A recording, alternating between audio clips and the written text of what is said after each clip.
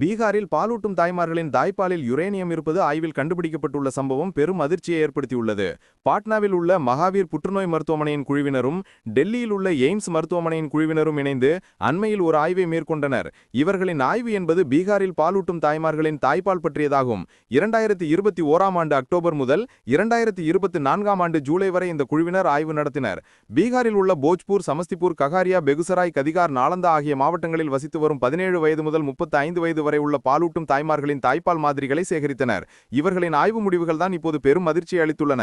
ஆய்வுக்காக சேகரிக்கப்பட்ட அனைத்து தாய்ப்பால் மாதிரிகளிலும் யுரேனியம் இருப்பது கண்டுபிடிக்கப்பட்டுள்ளது.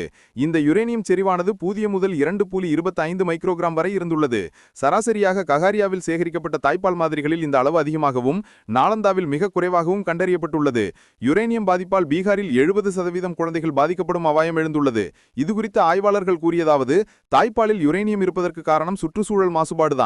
ஆழ்துளை கிணற்று நீரை குடிக்க பயன்படுத்துவது, ஆலைகளில் இருந்து வெளியேறும் சுத்திகரிக்கப்படாத கழிவுகள், ரசாயன உரங்கள் போன்றவையே இதன் முக்கிய காரணமாக பார்க்கப்படுகிறது. தாய்மார்களின் தாய்ப்பாலில் எப்படி யுரேனியம் இருந்துள்ளது என்பதன் மூலத்தை கண்டறியும் முயற்சியில் இறங்கியுள்ளோம். தாய்மார்களின் வயிற்றில் உள்ள சிசுவானது யுரேனியம் பாதிப்பால் புற்றுநோய்க்கு ஆளாகும் வாய்ப்புள்ளது ஆய்வுக்குழுவினர் கூறினர். சாதாரணமாக தண்ணீரில் யுரேனியத்தின் அளவு என்பது லிட்டருக்கு 50 மைக்ரோகிராம் வரை இருக்கலாம் என்பது உலக சுகாதார அமைப்பின் அளவுகோல் என்பது குறிப்பிடத்தக்கது.